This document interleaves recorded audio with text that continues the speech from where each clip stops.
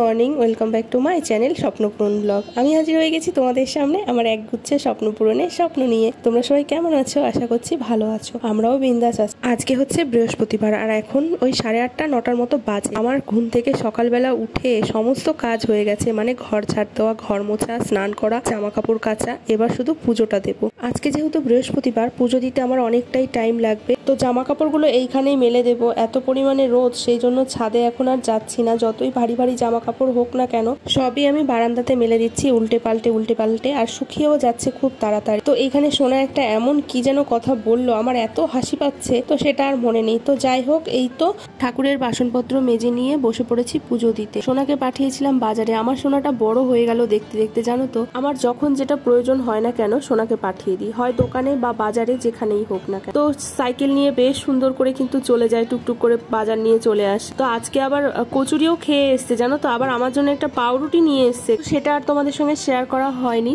তো পাউরুটিটা আনার সাথে সাথে আমি খেয়ে নিয়েছিলাম। আসলে ঘর মুছতে মুছতে এমন পরিমাণে আমার খিদে পেয়ে গেছিল, সেই জন্য পাউরুটিটা খেয়ে 1 গ্লাস গ্লুকন্ডির জল খেয়ে তারপরে আমি স্নানে গেছিলাম। তো চলো এবার হচ্ছে আমি মন দিয়ে পুজোটা দিই। না, পুজো দিতে দুটো জিনিস আমি বাড়িয়েছি। মানে এখানে হচ্ছে দেখো, প্রদীপটা যেই প্লেটটাতে রাখা হতো, স্টিলের একটা প্লেট ছিল, এই প্লেটটা না কেমন আগুনের তাপে না, যেহেতু স্টিল সেই জন্য না কেমন একটু হয়ে গেছিল, মানে ঠিকভাবে বসছিল না প্রদীপটা আর ধূপকাঠির ধূপদানিটা। তো সেই জন্য আমি ভাবলাম যে এই প্লেটটাতেই এখন থেকে প্রদীপ আর হচ্ছে ধূপদানিটা রাখবো। বেশ সুন্দর কিন্তু এইটা না, আমাকে আমার যে পাশে কাকিমা আছে, সেই কাকিমা আমাকে গিফট করেছিল, পুরীর থেকে আনা। এত সুন্দর জিনিসটা, আর খুবই ভারী, জানো তো, খুব ভালো হয়েছে। তো এতদিন আমার মাথায় আসেনি যে এই প্লেটটাই এখানে রাখলে ভালো হয়। তোমরা বৃহস্পতিবারের পুজোটা কেমন করে দাও আমি জানি না, আমাকে অবশ্যই কমেন্ট করে জানাতে পারো। আমি তো এইভাবেই দিয়ে থাকি বৃহস্পতিবারের পুজো। আসলে আমি ছোটবেলা থেকে মাকে যেইভাবে পুজো দিতে দেখেছি, সেইভাবেই আমিও দিই। এক একজনের বাড়িতে এক এক রকম ভাবে নিয়ম করে আর কি লক্ষ্মীর ঘট পাতা হয়। তো আমি এইভাবে দিই, কারণ আমার শ্বশুরবাড়ির কোনো নিয়ম আমি জানি না, কারণ আমার শাশুড়ি মাই তার কোনো নিয়ম জানে না। তো আমি কি করে জানবো? শ্বশুরবাড়িতে আসার পরে শাশুড়ি মাই তো বৌমাদের সব নিয়ম কানুন শেখায়, কিন্তু আমার শাশুড়ি নিজেই কোনো নিয়ম কানুন জানে না, কি শেখাবে? তোমরা হয়তো বিশ্বাসই করবে না যে আমি যখন বিয়ে হয়ে আসি, আমার শ্বশুরবাড়িতে ঠাকুরের কোনো সিংহাসনই ছিল না। শ্বশুর বাড়ি বললে ভুল হবে, তো একটা ছোট, কি বলবো, পায়রার খুপড়ির মতো একটা ঘরে ভাড়া থাকতো, সেটাকে বাড়ি বলা চলে না। তারপর আমার যখন বিয়ে হয়ে আমি আসি, তখন আমার বরকে আমি বলি যে আমাকে একটা ঠাকুরের সিংহাসন কিনে দাও। আসলে আমরা তো আলাদা ঘরে ভাড়া থাকতাম, কারণ ওই ছোট একটা খুপড়ির ঘরে তো আর সবাই মিলে থাকা যায় না। আসলে আমিও তোমাদের মতোই অবাক হয়েছিলাম যখন বিয়ে করে আসি। তারপরে আমার বর একটা আমাকে সিংহাসন এনে দেয়। এই সিংহাসনটাই হচ্ছে সেই সিংহাসন। তো সিংহাসনটা আনার পরে বেশ সুন্দর করে পালিশ টালিশ করিয়ে, রং করিয়ে, তারপরে আমি ঠাকুর পাতি। তো তখন আমার এত ঠাকুর ছিল না। মেলার থেকে দুটো ফটো কিনেছিলাম, একটা হচ্ছে লক্ষ্মীনারায়ণ আর একটা হচ্ছে গোপাল। এই দুইজনকেই পুজো দিতাম।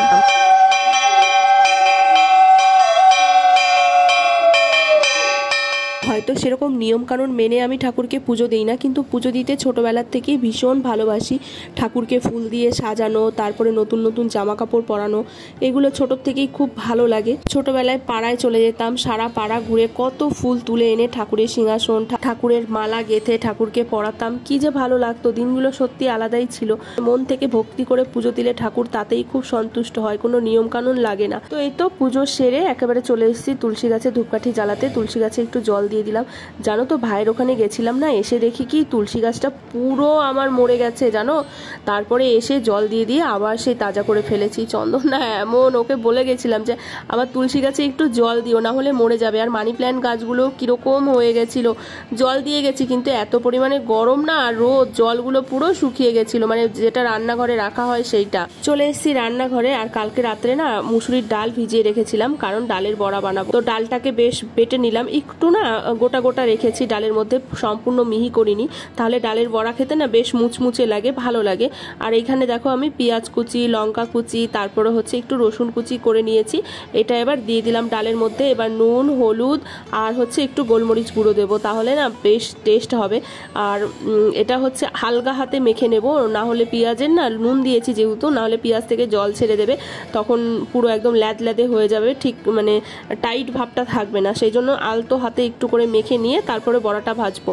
তোমরা ভাবছো তো ভাত তরকারি কই, শুধু বড়া ভাজা রান্নাঘরে এসে। আসলে আজকে রান্না বান্না কিছু নেই। কালকে রাত্রে আমি অনেকগুলো ভাত করে রেখেছি পান্তা ভাত খাবো বলে, কারণ চন্দনকে বলেই রেখেছিলাম যে অনেকদিন পান্তা ভাত খাওয়া হয় না, আজকে কিন্তু আমি পান্তা ভাত খাবো। তো ভাত করে রেখে রাত্রেবেলা বাইরে রেখেছিলাম জল দিয়ে, তারপরে সকালবেলা ফ্রিজে ঢুকিয়ে দিয়েছিলাম, কারণ যে পরিমাণে গরম, বাইরে যদি ভাতটা রাখি পুরো ভাত নষ্ট হয়ে যাবে। তো এখন এই যে গরম গরম বড়া ভেজে নিচ্ছি, আর বড়া ভাজার আগে থেকেই দাঁড়িয়ে রয়েছে পেছনে, আমাকে বড়া দাও বড়া দাও। আরে ভাজা হবে তারপরে তো দেবো। আর বড়াগুলো যেহেতু আমি একটু বড় বড় করে ভাজছি, ভেতরটা ভাজতে তো অনেকটা টাইম লাগে, কাঁচা থাকলে ভালো লাগে। আর আজকে বড়াটাও বেশ সুন্দর, পুরো মচমচে, কী যে ভালো হয়েছে। আর একটু কাঁচা লঙ্কা দিয়েছি বেশি করে, ওই জন্য বেশ ঝালঝাল হয়েছে। ও কাঁচা লঙ্কাটাও সোনা নিয়ে এসেছিলো সকালে, সোনাকে বলেছিলাম কাঁচা লঙ্কা নিয়ে আসবি বাজার থেকে। ওগুলো বড়া দিলাম প্লেট ভর্তি করে, আরও নাকি লাগবে, কারণ বাবা নাকি ওখানে বসে রয়েছে, বাবা ওর খেয়ে নেবে ওর বড়াগুলো, সেই জন্য প্লেট ভর্তি করে বড়া নিয়ে চলে গেছে। মানে এক কড়াইয়ের যে প্রথম ব্যাচটা দিয়েছি ওইটা পুরো ধরে নিয়ে চলে গেছে। তো বাবাকে মনে হয় দুটো না একটা দিয়েছে, আর উনি বসে বসে তাও আবার সস দিয়ে খাচ্ছে। এত মানে ও যে খাবার কিভাবে কোনটার সাথে কি খেতে হয় এইটুকু বয়স থেকে কি করে যে ও শিখলো আমি না বুঝে পাই না। তো সব বড়াগুলো ভাজা হয়ে গেছে, আর এখন এই যে আলু ভেজে নিচ্ছি। আজকে ঝুড়ি ঝুড়ি করে আলু ভাজছি, পান্তা ভাতের সাথে এই আলু ভাজাটাই খেতে ভাল লাগে।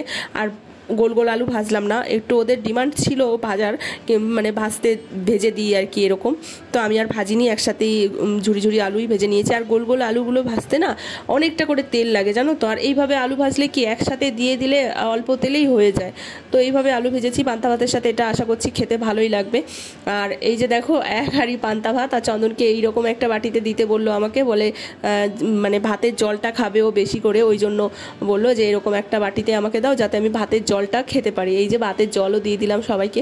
আর সত্যি কথা আজকের খাবারটা পুরো অমৃত ছিল, অমৃত, এত ভালো লেগেছে বন্ধুরা। আমার মনে হয় মাছ মাংস ডিম মানে খাসির মাংস ইলিশ মাছ কিচ্ছুকেই আর কি সব কিছুকে হার মানিয়ে দেবে এই খাবারটা। এত ভালো খেয়েছি আজকে দুপুরবেলা খাবারটা। আর আমি নিয়ে নিয়েছি কাঁচা লঙ্কা, কাঁচা পেঁয়াজ আর ডালের বড়া।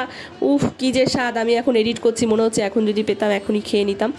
তো যাই হোক চলো মন দিয়ে প্রাণ দিয়ে খাওয়া দাওয়াটা করি। আর এই খাবারটা খেলে যেমন মনও ভালো লাগে, সেরকম শরীরও পুরো ঠান্ডা হয়ে যায় ভেতরটা। আর আজকে না দুপুরবেলা এত পরিমাণে খাওয়া দাওয়ার পর ঘুম পাচ্ছিল কি বলবো, কিন্তু ঘুমাইনি, কারণ আমি যদি ঘুমিয়ে পড়ি ওদের টিউশনি যাওয়া বন্ধ হয়ে যাবে। কারণ চন্দনও সোনাও ভীষণ, দুইজনে এত পরিমাণে চালাক। আমি যদি ধরো না জেগে থাকি তাহলে কি করবে, চন্দন ঘুমিয়ে থাকার ভান করবে, আর সোনা তো ডাকবেই না এই রকম। তো যাই হোক ঘুম পেয়েছিল কিন্তু ঘুমাইনি, সারাটা দুপুর আজকে মোবাইল দেখে শুয়ে শুয়েই কাটিয়ে দিয়েছি। তো শুভ সন্ধ্যা বন্ধুরা, দেখো সকাল হলো এই মাত্র, আবার দেখতে দেখতে সন্ধ্যাও হয়ে গেল। বলো সারাটা দিন কিভাবে কেটে যায় বলো, এত পরিমাণে গরম না, মানে শরীরটা না সন্ধেবেলা হলে পুরো ঝিমিয়ে পড়ে, মনে হয় যেন সেই মুরগিগুলো, পোলট্রি মুরগিগুলো যেরকম ঝিমায় না সেই রকম অবস্থা আর কি হয়ে যায়। তো এই তো এখানে আমি সন্ধেটা দিয়ে নিলাম। আর এই যে সোনার বাবা এখন যাবে পড়তে, আর সোনাকে আমি এক পার্সেল ধরিয়ে দিলাম। আসলে দুদিন ধরে ময়লা জমানো রয়েছে, ফেলা হয় না। আর আমি না গাড়িতে ফেলতে পারি না, কারণ অত সকালে কোন সময় যে বাঁশি বাজায় আমি বুঝতে পারি না। আর তিনতলার ওপর থেকে না মানে খেয়ালও রাখা যায় না, বাঁশি বাজায় শুনতে পাই কিন্তু কোন দিকে যে আছে বুঝতে পারি না।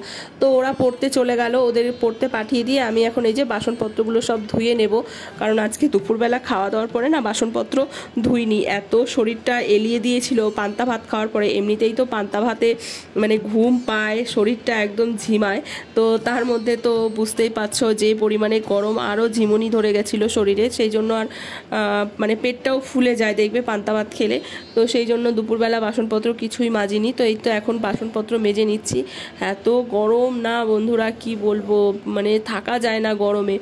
আর এসি কতক্ষণ চালানো যায় বলো, বিলেরও তো একটা ব্যাপার আছে। বাবারে বাবা, আমার বরটা একা মাত্র ইনকাম করে, আমি যদি অনেক অনেক টাকা ইনকাম করতাম তাহলে নয় সারাদিন রাত 24 ঘন্টা এসি চালিয়ে বসে থাকতে পারতাম, কিন্তু ওর একার ইনকামে মানে এসি যদি আমি চালাই ঘন্টার পর ঘন্টা তাহলে দেখা গেল বিল দেখে আমার বর হার্ট অ্যাটাক করলো। তো যাই হোক সব কিছু কাজ বাজ করে গেছিলাম একটু দোকানে, কারণ কিছু জিনিসপত্র আনার ছিল, তো সেইগুলো আনতে গেছি, গিয়ে দেখি দোকান বন্ধ। তারপর আবার আরেকটা দোকানে গেলাম, ওই দোকান থেকে জিনিসপত্র আনলাম। আর একটু না সবজিওয়ালা এসেছিলো, সবজিওয়ালার কাছ থেকে একটু টুকটাক সবজি নিয়েছি। তো এই যে এখন খাবো হচ্ছে একটু গ্লুকন ডি। এত পরিমাণে শরীরটা খারাপ লাগছিল সারাটা দিন, তবুও ঠিক আছে জানো তো, সারাদিনে অতটাও কষ্ট হয় না, মানে গরমটা লাগে না। কিন্তু ওই 4টের পর থেকে না আমাদের ঘরে মানে থাকা যায় না, বিশ্বাস করো বন্ধুরা। 3 তলার ওপরে তো, আর যেহেতু তোমাদের তো বলেছি আমাদের জানলাগুলো সব পশ্চিম দিকে, পুরো রোদ তাপ পুরো আমাদের ঘরে এসে পড়ে। তো এখানে দেখো আমি কি কাণ্ড কারখানা করছি, গ্লুকন-ডি দিয়ে আমি বিস্কিট খাচ্ছি। সত্যি পাগলের মতো অবস্থা, মানুষ চা দিয়ে বিস্কুট খায়, কিন্তু এই গরমে চা খেলে আমি মরেই যাব। সেই জন্য এই যে গ্লুকন-ডি গুলে নিয়েছি 1 গ্লাস, আর বিস্কুট দিয়ে এটা খাচ্ছি। কি যে শান্তি লাগছে, এত ভালো লাগছে, একটু সেই টক টক লাগছে, মানে বেশ ভালো লাগছে কিন্তু এইভাবে খেয়ে। তো সোনাকে আমি ভাবছি কালকে বলবো যে সোনা তুই এইভাবে খেয়ে দেখ, দারুণ লাগে, চায়ের থেকে এটার সাথে বেশি টেস্টি লাগে। তো যাই হোক, এটা খেয়ে দে। আর সেরকম কোনো কাজ নেই, ভাবছি ওই ঘরের চাদরটা একটু চেঞ্জ করব, কারণ ওই ঘরের চাদরটা বেশ পরিমাণে নোংরা হয়েছে। তো এই তো চলে এসেছি এই ঘরে, আর সোনার বাবাও চলে এসছে। কীভাবে যে মানে সময়টা কেটে যায়, এই সময়টা না সোনার বাবা চলে যাওয়ার সময় পরে না আমি টুকটাক এটা ওটা কাজ করি, তারপরে ভিডিওটা এডিট করি। তো এই তো এখন এই ঘরের চাদরটা চেঞ্জ করে নেবো, আর চাদর ভিজিয়ে দেবো গরম জল বসিয়ে দিয়েছি আমি ওইদিকে, কারণ গরম জলে চাদর কাচলে না খুব কষ্টটা কম হয় আর কি। তো ওদিকে এই ঘরের চাদরটা আর আগের একটা চাদর তোলা রয়েছে, সেই দুটো আর কি ভিজিয়ে রাখবো, সকালবেলা উঠে কেচে দেবো, তাহলে পরিশ্রমটাও কম হয় জানো তো, মানে চাদর গরম জলে ভিজালে সেইভাবে আর কাচতে হয় না।